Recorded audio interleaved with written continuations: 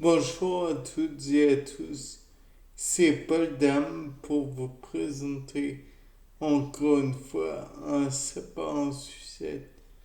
Et cette fois-ci, ça va être un sapin en sucette sur l'interaction entre l'origan et le thym. Donc, comme vous le savez, peut-être l'origan et le thym ne font pas bon ménage.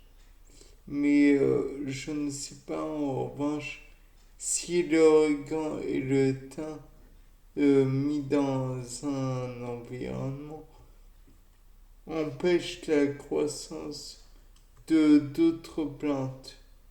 Peut-être que ça permettrait bon quelques développements. Mais Origanum vulgare, si c'est bien le nom taxonomique de l'organ, oui, ça a l'air. Et le thym, donc je crois que avoir, euh,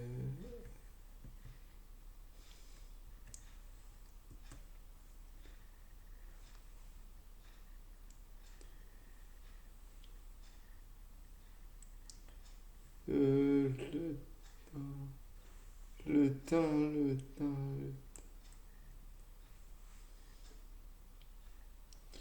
Enfin bref, toujours est-il que le temps, ça doit être un organe aussi.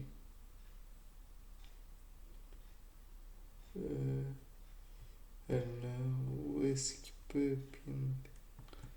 Où est-ce que je l'ai mis ah mince. Oui, ça doit être par là.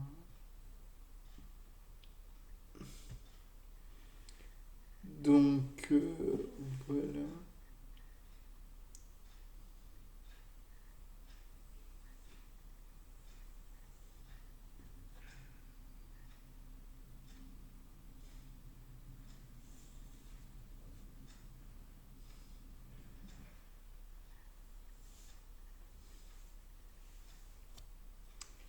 Donc, ça doit être un thymus. Enfin bref, thymus. Toujours est-il que les deux contiennent beaucoup de thymol. Bon, jusque-là, j'imagine que ça ne sert à strictement rien de le dire.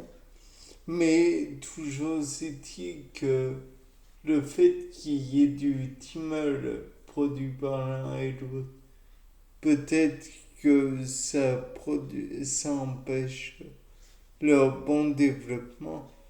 De plus, on peut envisager que le fait est que l'organ détectant cette quantité importante de thymol prend cela comme un défi, c'est un peu beaucoup dire, prend ça comme une agression et donc produit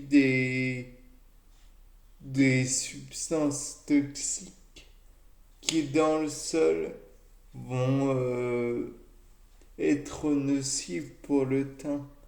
Ou inversement, le thym va détecter des substances toxiques du, de l'organ et produire des substances tout aussi nocives dans le sol. Toujours dit que le fait est que je ne sais pas si les deux peuvent être entre guillemets typicés. si éventuellement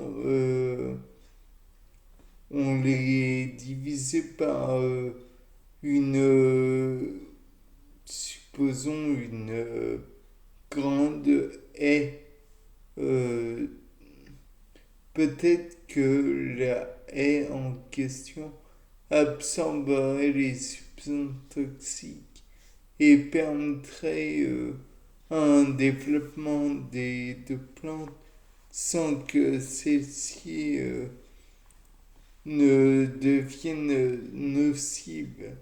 Peut-être que même cette haie pousserait beaucoup mieux en raison des substances. Mais néanmoins, il y a une certitude qui n'est toujours pas faite, d'ailleurs, quand j'y pense, à savoir que peut-être que cette haie pourrait absorber ou ne pourrait pas absorber, puisque ça passerait non pas par le sol, mais par des canaux aériens, par exemple. Et donc, l'air en lui-même, ne pouvant être freiné par les haies, ferait que, eh bien, ça serait toujours aussi nocif pour les deux origans. Enfin, l'origan et le thym. Mais là n'est pas la question. Et peut-être que si c'était auprès d'un cours d'eau, peut-être que la substance toxique de l'un serait diluée dans l'eau et donc ça ferait un genre de lavage des sols, de lessivage même des sols. Ou alors peut-être que le fait est que s'il y a d'autres plantes autres que les haies, peut-être qu'elles pourraient avoir plus d'impact négatif et donc augmenter, je veux dire, les substances que cela produirait dans le sol et peut-être même que ce qui était nocif serait amplifié. Ou alors peut-être est-ce que ça annulerait l'effet éventuel, bien sûr, de, de la haie.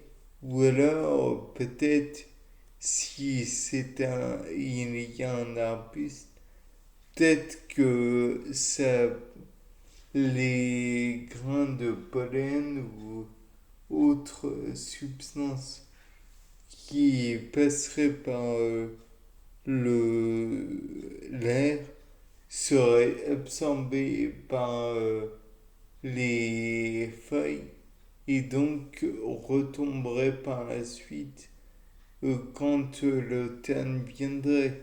Et donc, finalement, on rendrait à la Terre sa toxicité, mais via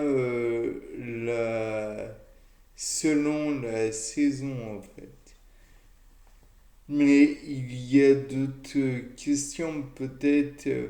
N'est-ce que en non pas par les substances du pollen ou que sais-je qui pourrait être toxique, mais aussi peut-être est-ce que en perdant leur feuillage d'une façon ou d'une autre, ou en entrant en contact avec le pelage d'autres animaux, est-ce que les substances nocives pourrait être relargué. Ce serait comme un stimulus négatif. Donc voilà. Et puis peut-être que en étant brouté par un herbivore, la plante serait mise en contact avec d'autres fesses animaux et ça amplifierait peut-être la toxicité de la plante. Ou alors il y a bien des questions que l'on peut se poser. Sur ce, c'était Paul Dame pour un nouveau sapin en sucette. Au revoir.